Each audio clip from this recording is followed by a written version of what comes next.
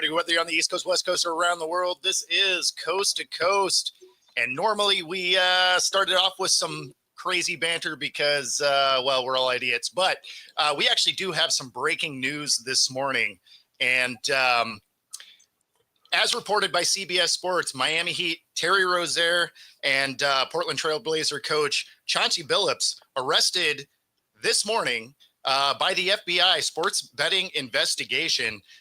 This puts Rozier as 6 players who have formally been charged as per ABC News, and different charges for Billups as per NBC. So pretty crazy. There is some FBI action. All of those are going to be reported later today as far as what the actual charges are going to be. But you get the FBI involved, all of a sudden, this is a little bit different feel to it. You know, I feel like this is part of that. If you don't feel we're tracking, but there was a syndicate, a gambling syndicate that has infiltrated college basketball. And I wonder if this is an offshoot of that. I don't know. It's pretty crazy, though, because, I mean, like if when it's guys getting, fines and bans and whatever, that's one thing. Once you get the FBI involved, all of a sudden that is a very different animal. So this is an evolving story. Those guys did get arrested this morning, less than an hour ago. So that is the breaking story around the world of sports. Yeah, exactly. So this is just coming through. Look at us breaking news on our show today and pretending like we're the real deal. Also in breaking news, Pax has been chosen as an extra on the Mob Squad. So he is here. There you go. He's looking this way. It's part of the zombie apocalypse. I just don't get how these guys keep getting into these situations. I do. It's called a gambling syndicate. It's called making money. They know people. Like, have someone else placing these things. Like, no. When the FBI is involved, that's a whole different scenario. Oh no, for sure. Yeah, there's a lot of people involved by the time the FBI gets involved. This is not a. That's a no bueno. Yeah, that's a you were caught throwing games. No question. Question. There was different situations involved. This is a big oucher. Yeah. Just so everybody knows, I am the Union are not playing today. However, they are in the playoffs. Their playoffs start on Sunday. I am being I was invited to go to their pep rally today down at City Hall, which starts at noon. However, as you could see, this is a much more involved makeup, and it takes me a little bit longer. So I had to get it done before the show so that I could leave right after the show. But that's the reason why the Union is prevalent today. Go Union, dupe. But hey, seriously, do you think though that this could be part of that gambling syndicate that was reported 6 days ago that were about the college bets going on or being placed? It's got to be part of that. Anything is possible, obviously. And naturally, we don't necessarily have all the information. They haven't even officially released all of the charges yet. So this is something that is just happening. So I find it interesting though, because literally when that gambling thing broke out 6 days ago, I said, I bet you there's going to be more of this that's going to populate up in other sports, NFL, MLB, NBA, whatever. And now it's kind of funny that 6 days later, now there's an FBI probe. And oh boy, it's getting arrested. And oh boy, there's getting arrested. I'm just saying, it's just interesting. Well, and that this is something that is just breaking because you have CBS citing reports from ABC and NBC, right? So anytime you see the news organizations actually kind of working together to try and figure something out, it's pretty early on in the broadcast, right? This looks to me, as I'm reading this story very quickly, there were rats involved. There's always rats involved. That's always how you get caught. Well, this looks to me like, Jonte Porter like that they're citing names now. Like it's Jonte Porter was one of them, and uh, who was the other one here? It's that they mentioned right off. Malik Beasley. Yeah, he always looked kind of scrupulous. I like Malik Beasley. So yeah, He this played for the is, Rock. Malik played for the Rockets for a little bit. Didn't like him. hey, and I mean, thinking about this, that that Billups was 117 and 212 as a record with Yeah. Portland, and that it would make me believe that even more. Like it, how do you keep a job with that bad of a record? Yeah. So I Right. wonder how high that goes in that organization. I think the FBI being involved is the part that really piques the interest, right? Because now it's like, what they've seen so far isn't it, right? This is so early in this coming together, at least, publicly anyway. Oh, for sure. There's more elements that are going to come out, right? Because people are going to cut deals and rat on people. And so you would bet that this gets much bigger. So yeah, I mean, if it wasn't for Max Fried, Astros probably would never have even been caught. He's the only reason they got caught because he blew the whole whistle because he's pissed off because the Astros cut him. And then he goes to the next organization and starts spilling the beans about the Astros and everything blows up. It always takes that one person. Always that one person. Yeah. Then they should have taken care of their guy. So that's really on the organization. You know what I'm saying? Loose lips. That's all I'm saying. 100%. That's a true statement. Loose lips sink ships. That was a real Every thing. time. In this it looks like prison. Well, this all stems back. I mean, this all stems back to March 23rd, 2023, where it was Rozier played the first 9 minutes and 36 seconds of that game, and not only did not return that night, citing a foot issue, but did not play again that season. Charlotte had 8 games remaining and was not in playoff contention, so it didn't seem particularly unusual that Rozier was set down for the games. In the game, Rozier finished with 5 points, 4 rebounds, and 2 assists in that opening period, a productive quarter, but well below the usual total output for a game. Posts still online from March 23rd show that some bettors were furious with sportsbooks that evening when it became evident that Rozier was not going to return to the Charlotte-New Orleans game after the first quarter, with many turning to social media to say that something shady had gone on regarding the prop bets involving his stats for that night. Yeah. That is some shady, shady stuff, a lot of these guys are, sponsored by sports books and stuff like that. So, I mean, having all these leagues and players be so heavily funded by gambling, you knew at some point this was going to be a problem. How do you suggest that they regulate this? Because it obviously there's too much money from the sports books to not be involved.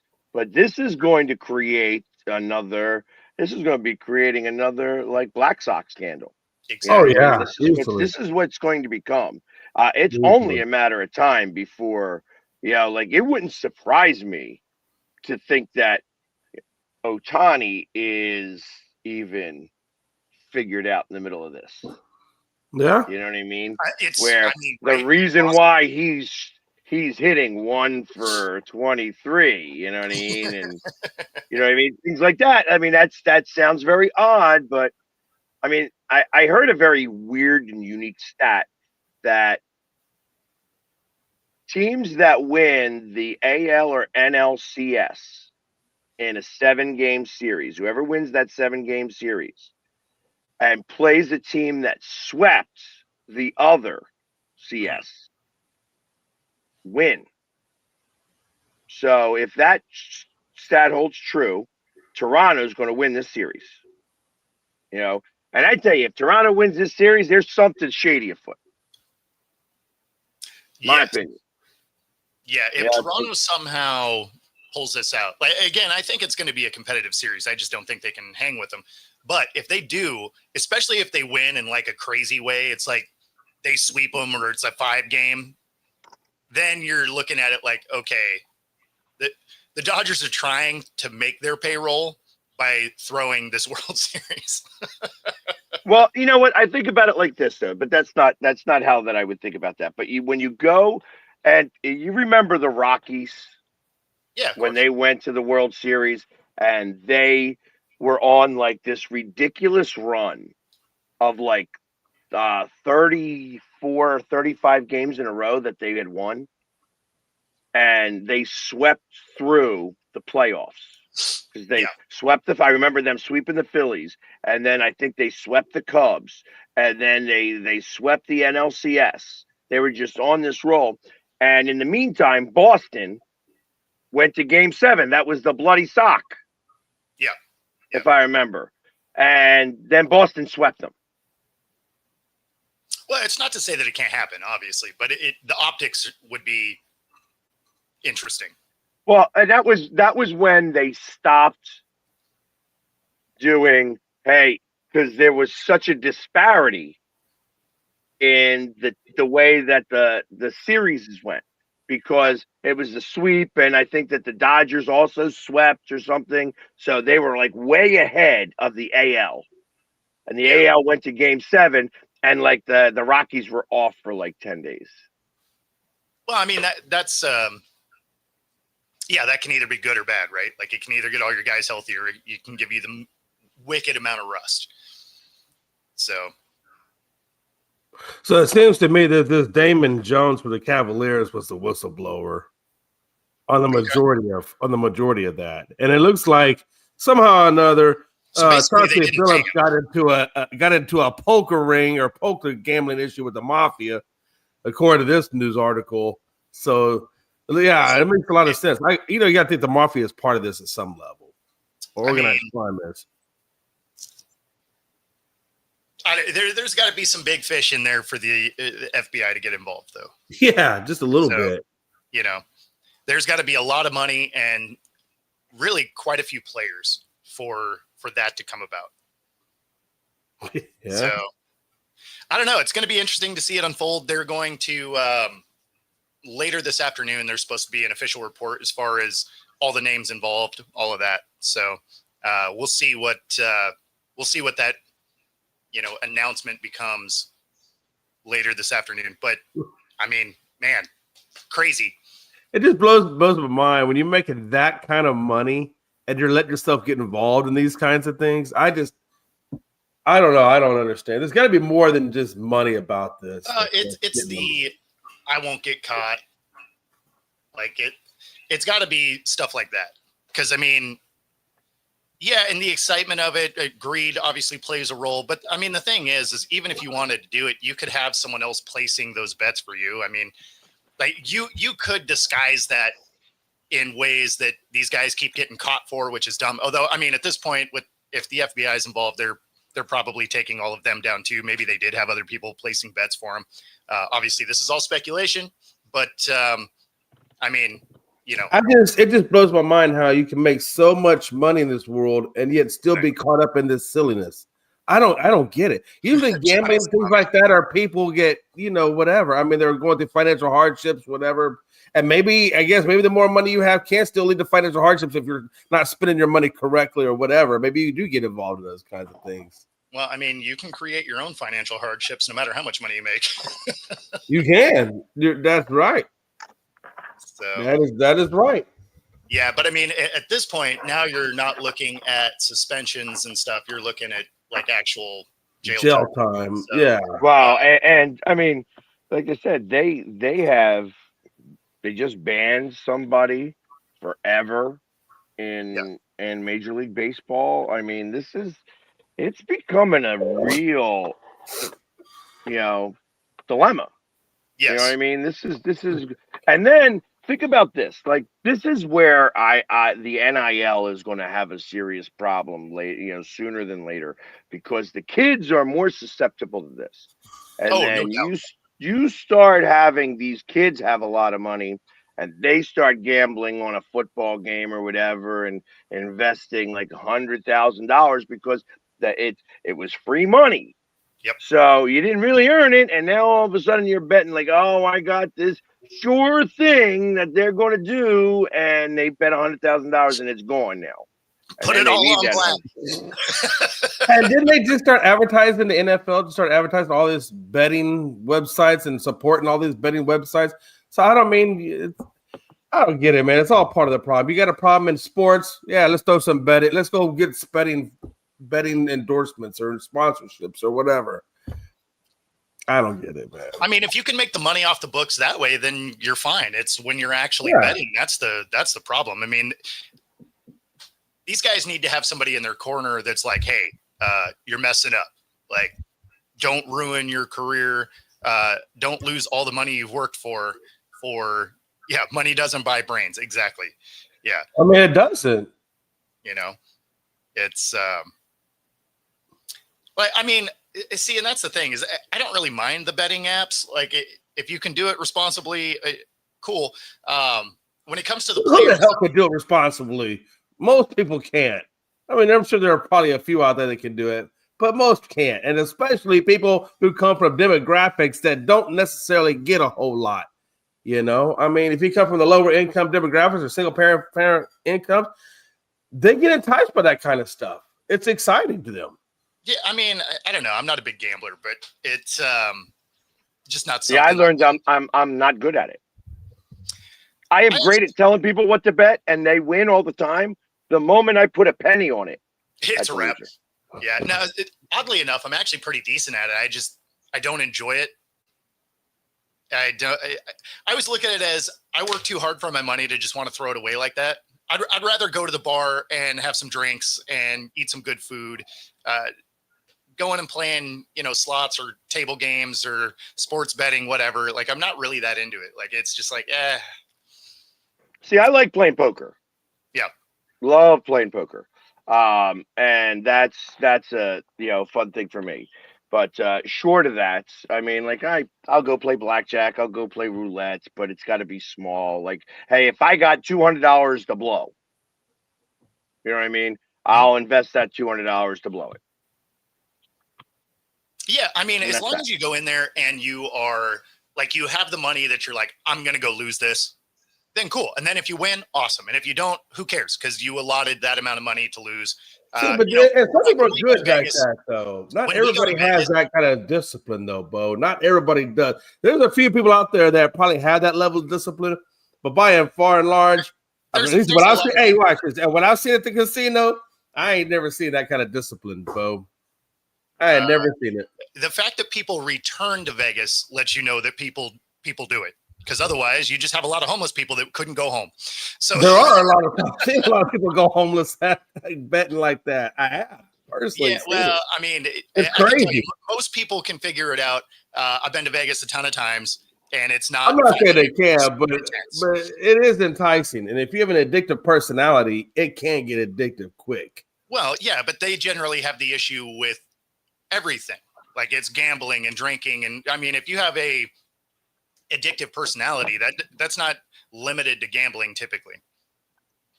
No, yeah. If you have a addictive personality, you have other issues typically that go along with that. I 100% agree with that. Joe, I would suggest you stop, buddy. If you, Joe has a rough track record. right, if you're over, it's just not for you.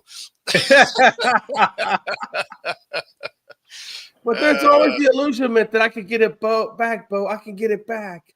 Yeah, I mean, and that's the same as, if you're buying stocks, right? Like, if you got one that's tanking, sometimes you got to know, hey, you know what? This wasn't it. Let me just jump out of this thing. Yeah.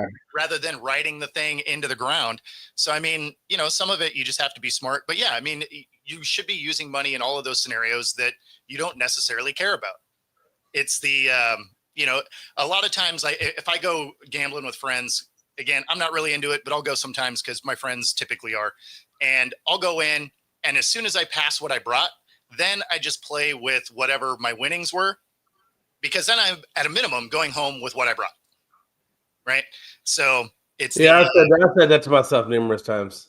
And every time I've gotten up, I'm going. Now, granted, when I go gambling, when I have gone gambling, I am like you. I will take my money and that I'm going to lose, and I will leave my debit card purposely at home because I don't want any temptations. And then when I lose it, I lose it. Okay, it is what it is. I can't tell you how many times I've sat there, man, 15 hours on a damn blackjack table. I'm going to take this home. And I would win, and I would go up and down, up and down, up and down, up and down, throughout the night, different tables, whatever. Inevitably, I still went home with nothing. And there were several times I could have went home with money in my pocket or what I came there with.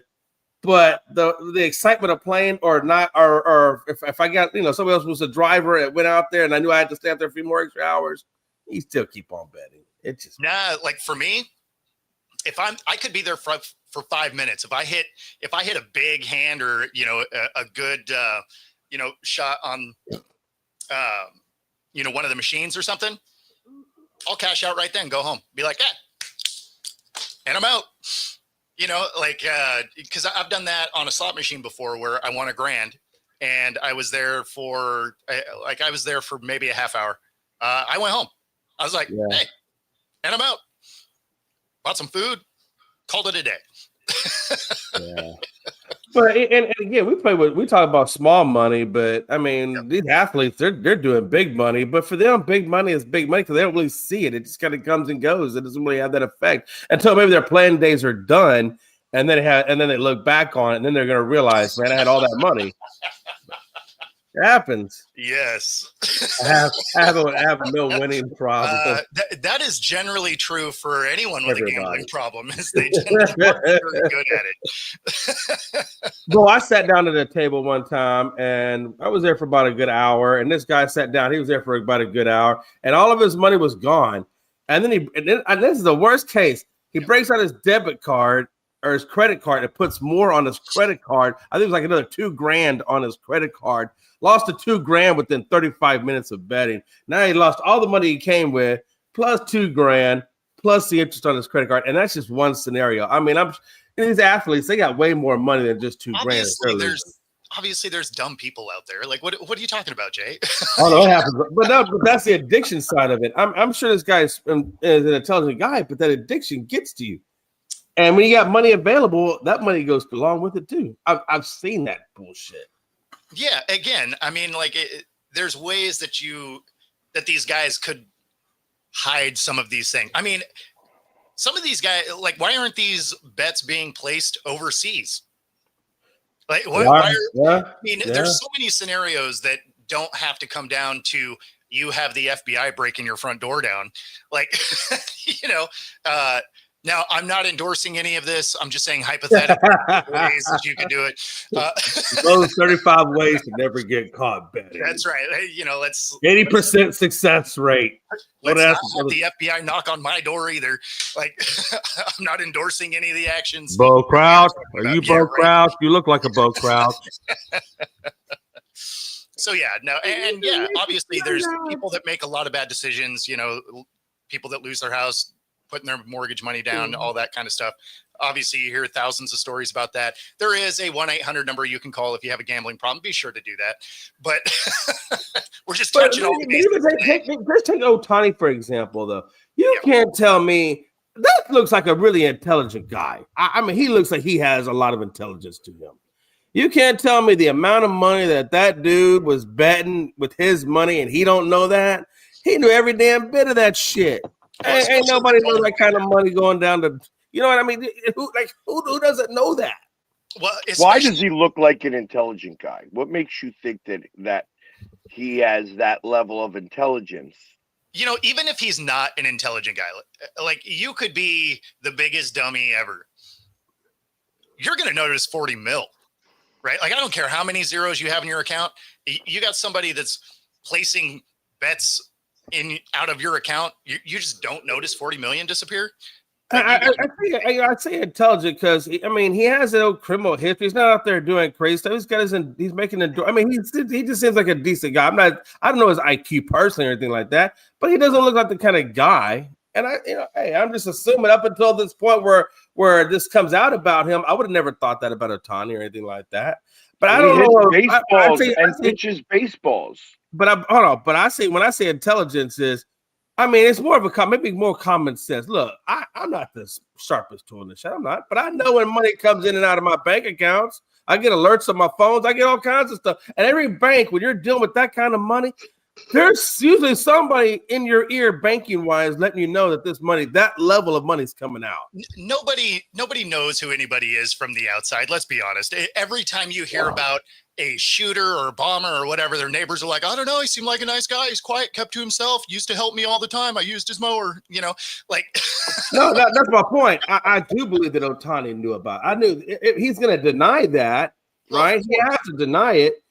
I'm just saying, common sense wise, you know that he knew that dude was dealing with this money. There's no way the dude's just taking these large sums of money out and not letting Ohtani or talking to Ohtani or some other conversation. Why do you think the guy got nothing out of all of that? What's he spending? Like 18 months in a very like country club prison, and then he's going to go back to Japan and never be able to set foot in the United States again. Oh, I thought he was already deported.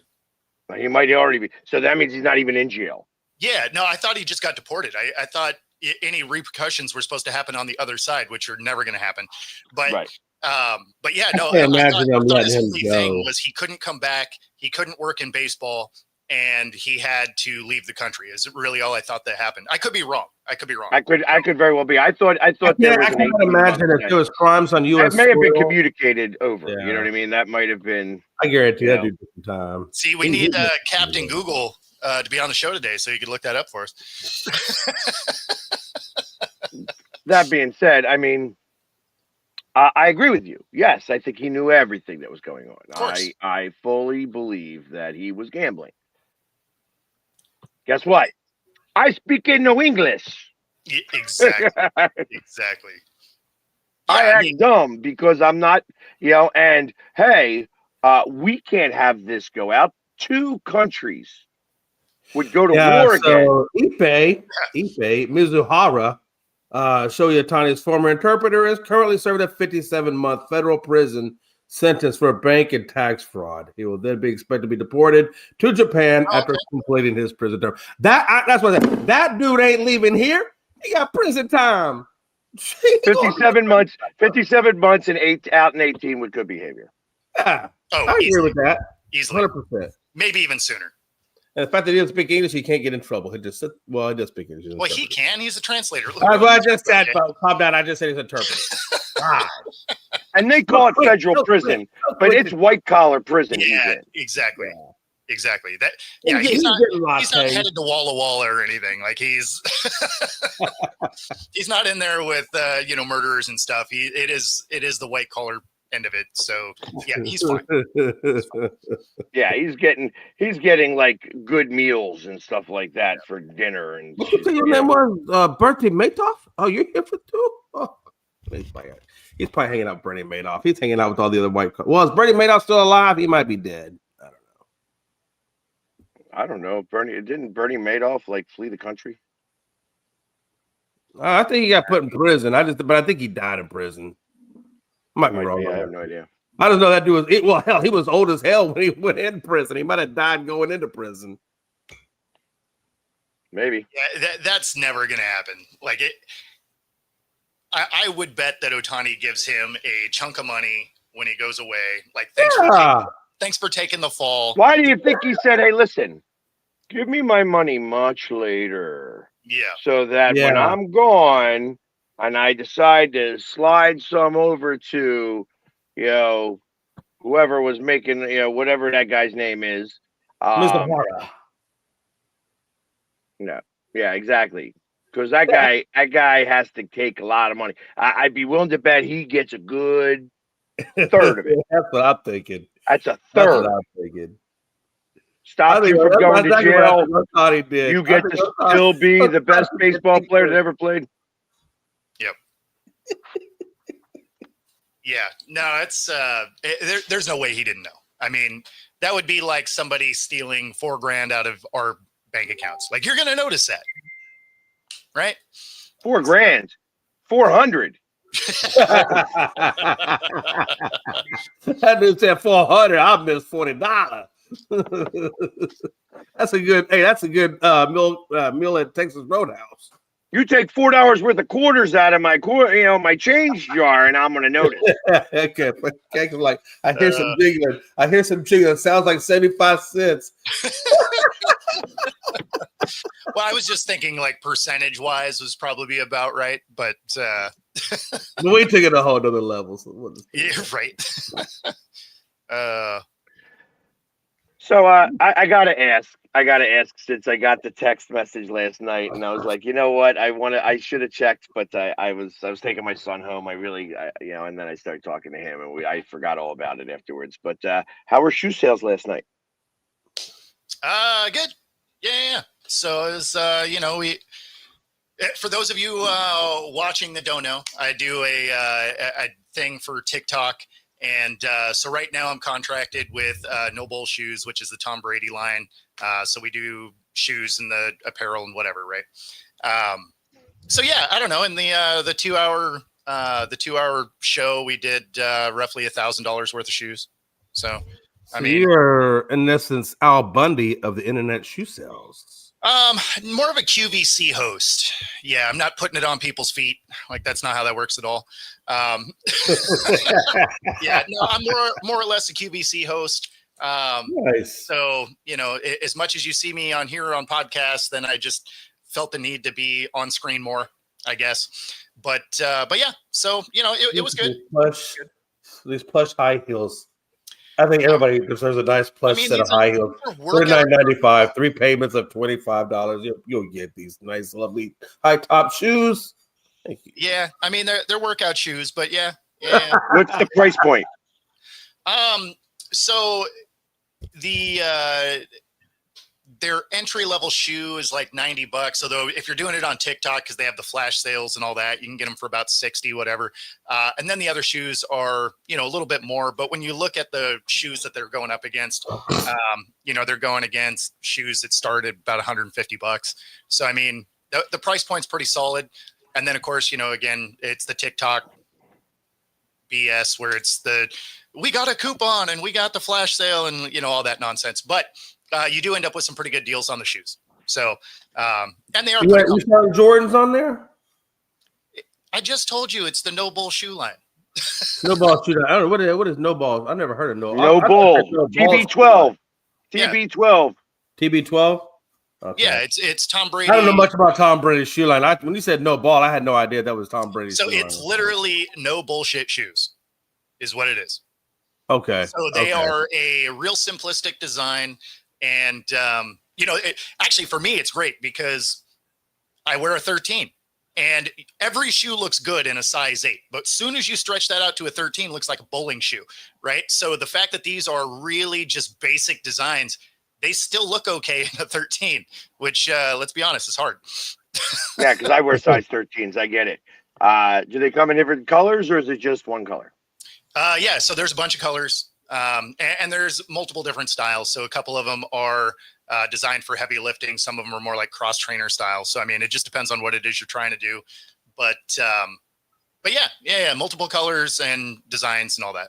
So dope. Yes. Well, $150, man, they better have some nice designs or something on them for that kind of price. No, it's not $150. He just said it was 60. No, I said normally at $150. He said. Well, no, they're going up against shoes that start at $150. You don't listen very good, Jay. No, I did. You said you're getting. No, what I'm saying is you're getting these shoes at a discount price. What I'm saying is when they were first started out at $150, they better have been some nice shoes that are that price point. They're going against. Even though I know you're getting them cheaper at this price point, I get it. I'm saying originally whoever was buying them at that price point. Jay, no. I suggest that you go on the TikTok and listen.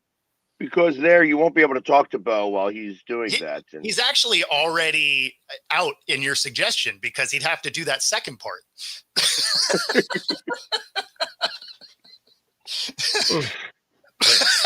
I don't know much about TikTok and all that stuff, so maybe I might be speaking a different language. Maybe I misunderstood that, so I apologize. No, we're just giving you shit, man. No, I don't know much about that flash sale or whatever. I just hear you saying about $150 shoes, and I'm saying originally I was like, man, that's no. What I said is they're going against shoes that start at $150. Okay. Oh, I'm sorry. Okay, I'm sorry. I misunderstood that part. Then I'm sorry. Yeah, I thought they were originally $150, and then you're getting them at the sale for 60. No, so their entry level shoe is normally about $90, and you're getting them for like 69, right? I got And then you. their Okay. other shoes, they start in at the like 120, right? So you end up getting them on the TikTok for around 95, 97, something like that. So those are kind of some of the discounts. You're basically like a 30% discount is kind of what these look like. But when you look at the shoes that they're taking on that are made by Nike and stuff like that, they're already $30 less than the shoes that they're going directly against.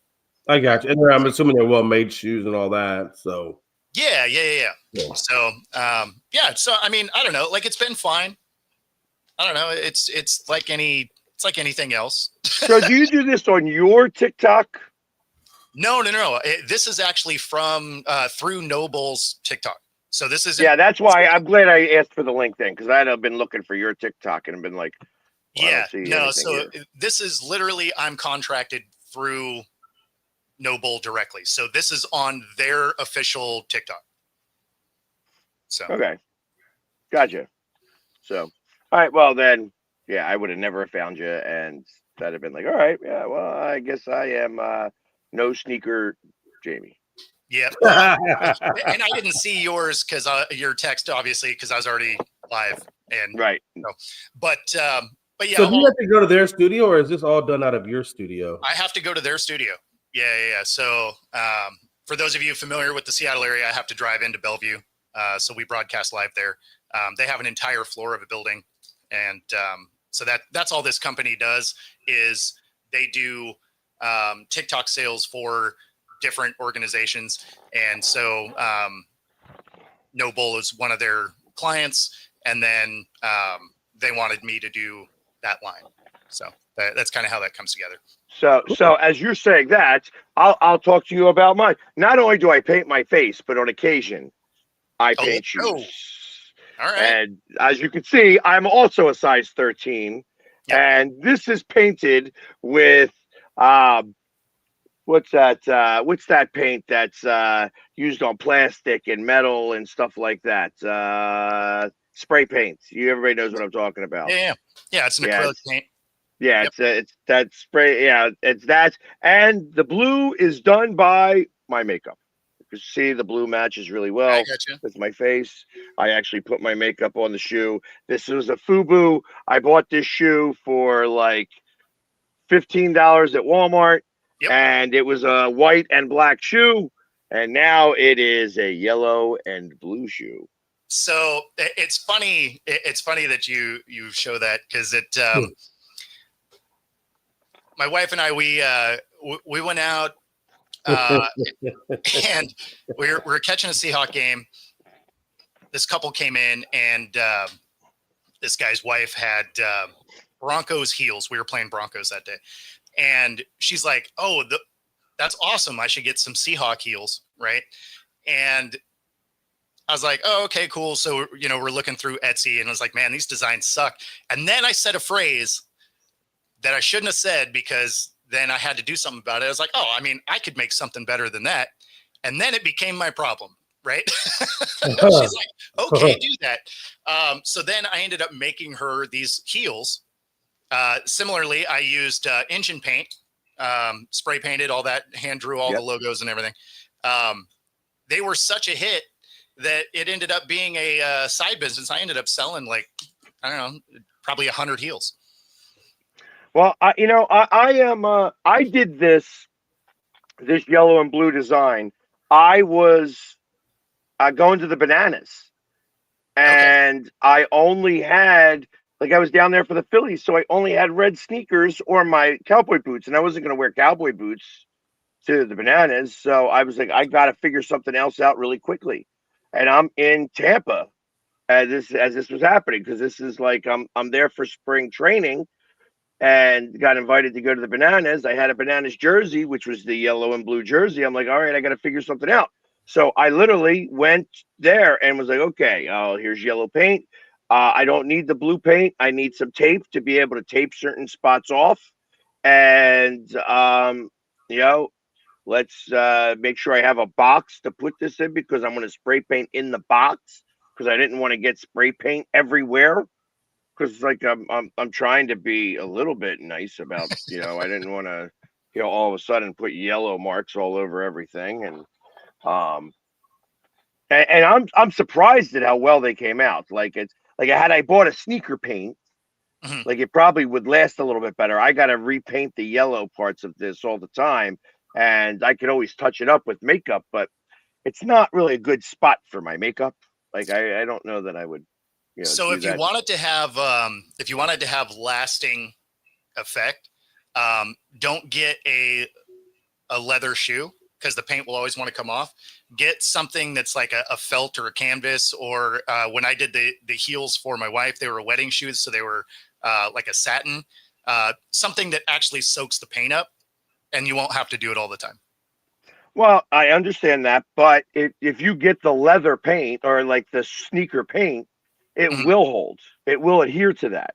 And actually, Yeah, the yeah. leather does kind of suck it in. Also, if I also found out that I found a whole bunch of different stuff. If you treated the leather and did it at a certain time and then painted it, Yep. at that point, the leather would have sucked in the color. So Yes. again, I never painting sneakers before. You know what I mean? This is definitely different than painting your face.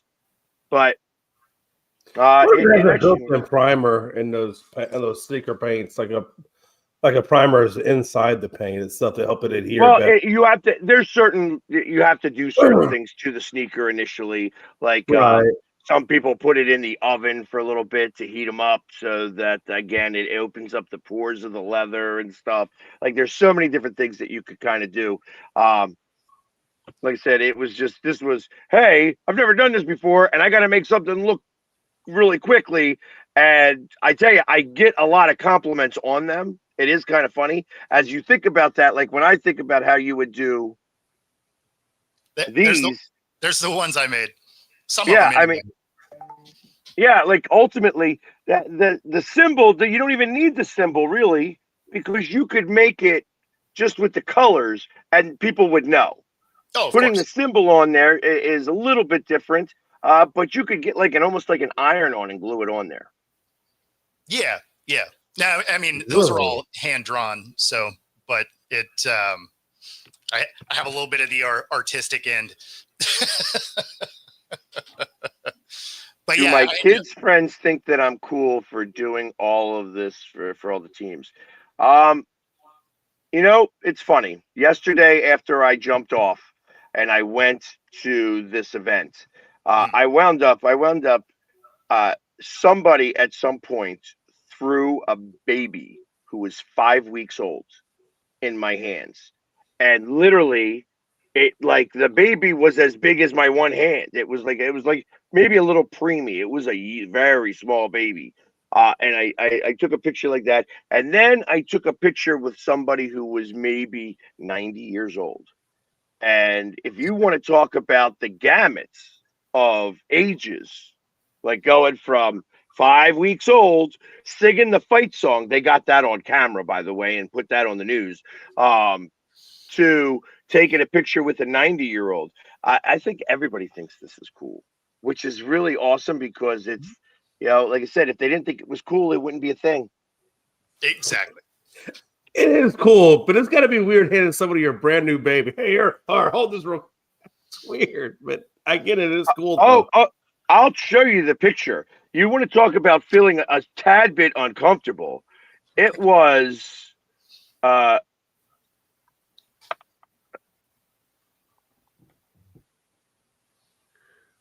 yeah, tiny. yeah, like it was like whoa. Wow. Yeah. So, which is awesome. I mean, that's really cool to be able to do that and be a part of that. And somebody trusted me with their kid, which I mean, it's been a long time since I held something that small. You know what I mean? Minor disclaimer: do not. Clearly recommend throwing 5-week-old babies into the hands and of then me singing the fight song to the baby. Now that's pretty great. That's pretty Yeah, good. I mean, it was really kind of cool. And like, and I'm nervous as hell. It's Of like course. I can't can throw see the baby up Pat in the looking air or at us anything. when It's your a baby's little poop. small baby. So, um, but it's like that really is awesome. And then to have like very shortly after a 90-year-old Yeah. take a picture with me, it's like that is wow. Like that's when you know this is really a thing that uh, translates to all ages. Yeah. Not that the kid's going to remember meeting me, but yeah, I I mean, can't wait for 30 yeah. years from now where I have to take a picture and I'm trying to hold the baby who's now a real person in that, and I'm like 80 years old, and I'm like, Exactly. yeah, that's when you hear that, that song, it's, Do you remember that time when Pags held the baby and it pooped and Pags gave it back? Yeah, that was me. it was that kind of because I'm like, I think the baby pooped itself. I think it's You know what I pretty mean? good. I mean, you would assume so, right? Yeah, exactly. I'm like, ah, that's the end of this. So Good stuff. Well, at least you didn't autograph the diaper, so that's always a good thing. yeah, yeah, I didn't have to autograph anything. The signing babies, that's Jason Kelsey's job. That's not me. Yeah, I was gonna say, that's a different animal.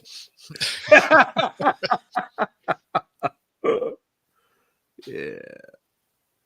Yeah, Moose, I don't know about that. As he said, he dropped his kids. They turned out to be geniuses. I don't know that they are geniuses.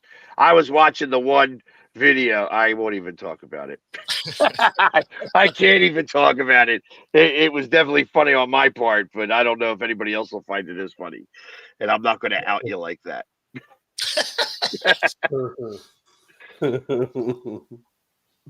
But anyways, you know what? While we got a few minutes more of time, I know that we did get his pick, but we got to start figuring about for next week's picks. Yeah, so there was actually a pick up here when we were talking. Let me scroll up to it. I forget who put their pick in, but there was somebody put their pick in at the top. So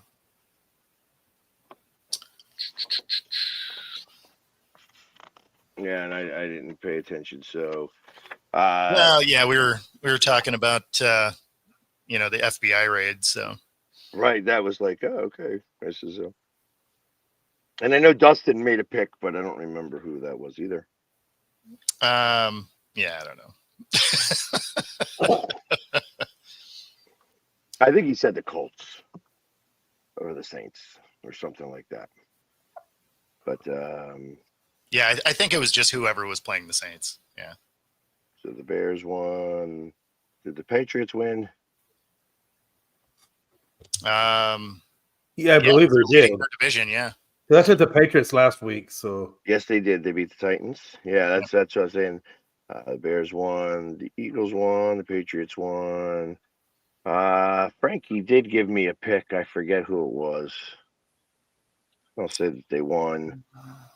Denver won. Wow, that was lucky. That was. Rob took the Jets, It looked good for most of the game. and then the Lions won. So we're at week 8 here. Yeah, the season's going quick. Yeah, it's funny because the off season always seems like it takes forever, and then the season is gone immediately. Moose took the Bengals. And Moose is okay. So I knew I saw one up top. And then he posted it again. Joe has the Pats. Joe has the Patriots. So Joe is barely hanging on. He's in the 2 or lose type thing. Moose. Let's see. Rob is now also in the 2 strikes category. Let's see. What do we got? So Moose took the Bengals, right? And does anybody remember? Have I taken the Bengals yet this week, Pags? I don't know if you had that running calculation or not. I do have that. Let me see if you took the Bengals. Packers, Colts, Broncos, Buccaneers, Bengals, week 2. Me too. Okay, I thought I might have. Okay.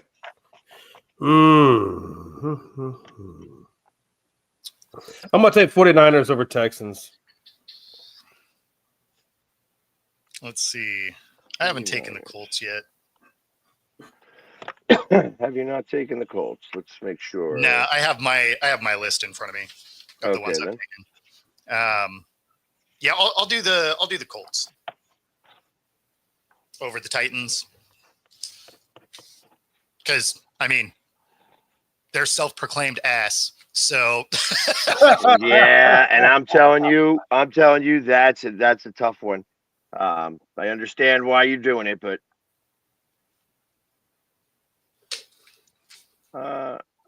did I take the Patriots? I don't remember taking them, but I might have. Because they're playing the Browns, although the Browns are playing spirited. What? The Browns are playing spirited. Well, the Colts are playing the Titans. I know.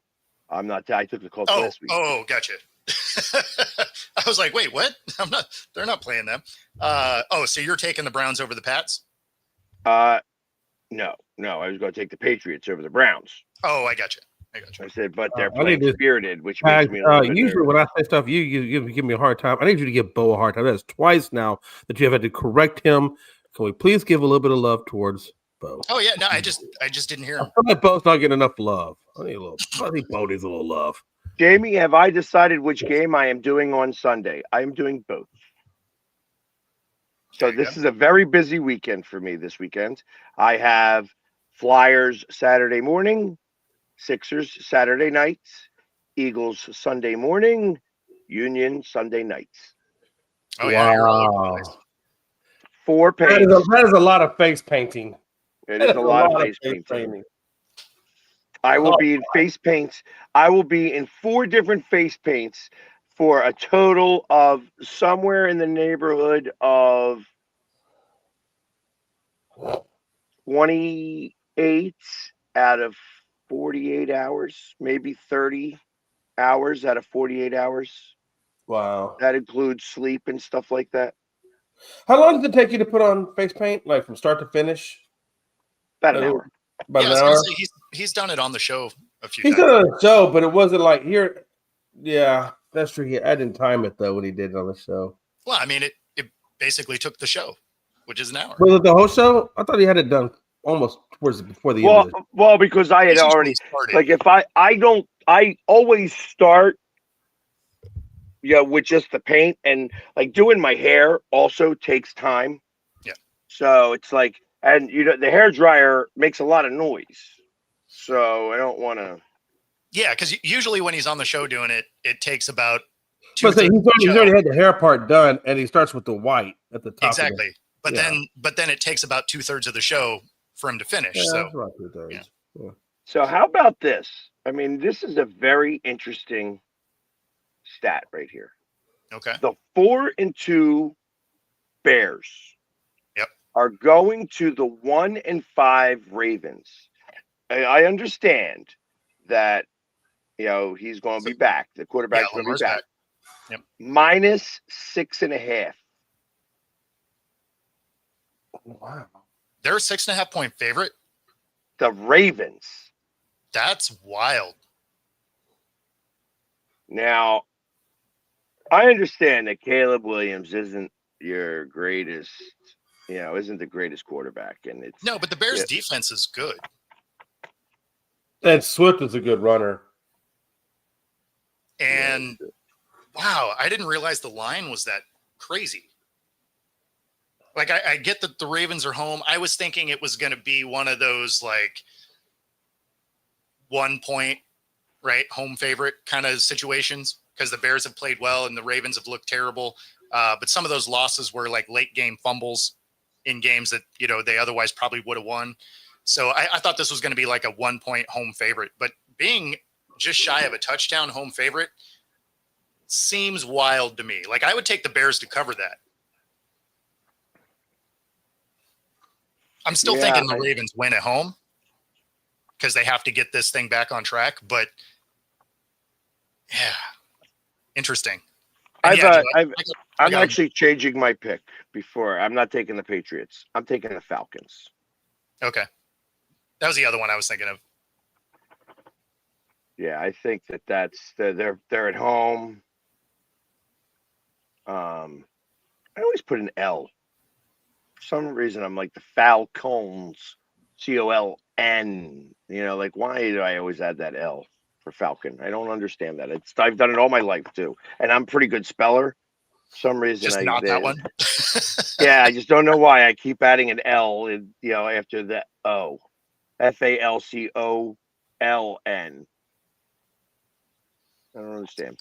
But yeah, I like that you're spelling it with like the Jersey, like you're writing it phonetically how they would say it.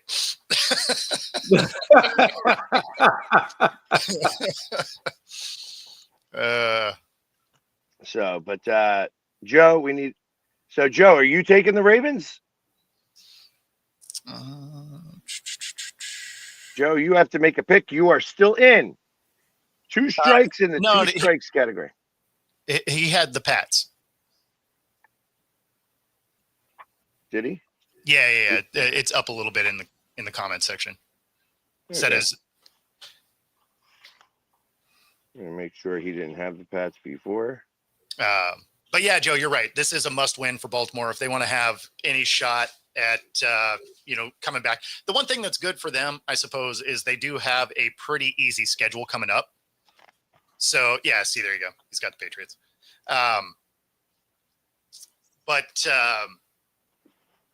Yeah, I mean, realistically, they could tear off 5 or 6 wins in the next 7 games, and because they're just not playing great teams, so they could be right back in the mix of this thing. Because let's be honest, that whole division really nobody seems to want to win it. So yeah, you're talking the Ravens. Who are we talking about? Yeah, the Ravens. Yeah, their upcoming games are really not difficult. Well, I mean, they got the Bears. Who else do they got over top of that?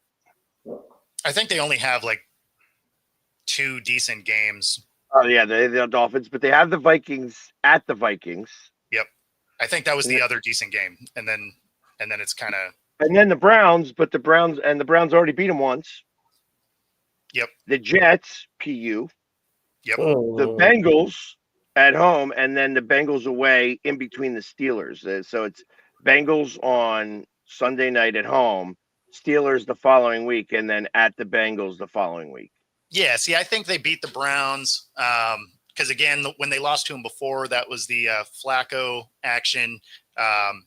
This time around. Oh, no, they beat the Browns 41-17. That's their only win of the season. Oh, gotcha. Yeah, I mean, they're going to beat them again. They'll probably split with the Bengals, and I fully expect them to beat the Bears.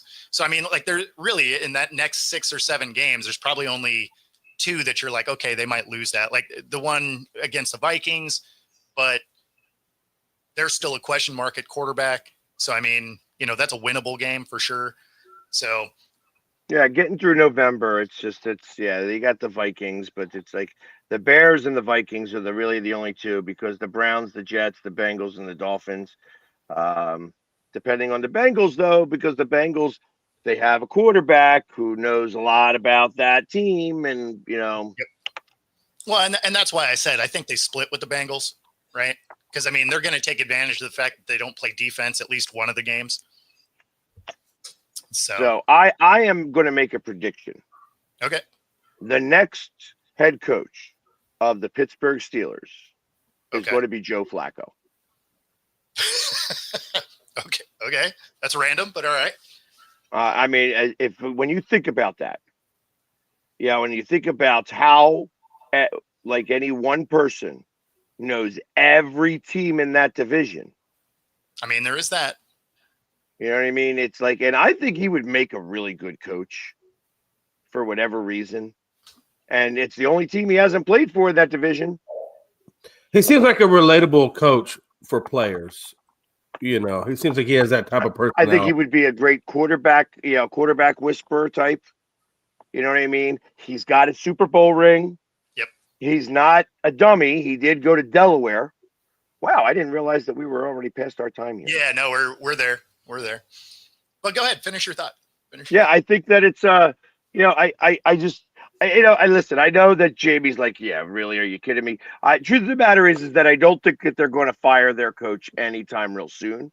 I think that even he's got them 4-2 right now, or 5-2, whatever they are, and they're going to make the playoffs and maybe even win a playoff game for the first time in a long time, because they'll probably be a 3 seed, because I don't really suspect any of these other teams are going to catch them for the division lead. But so if you give them 2 years, I would not be surprised. Like in 2 years' time, I figure Flacco's going to retire at the end of this year. Yeah, I mean, as good as he's playing is really, it's time. It really is time.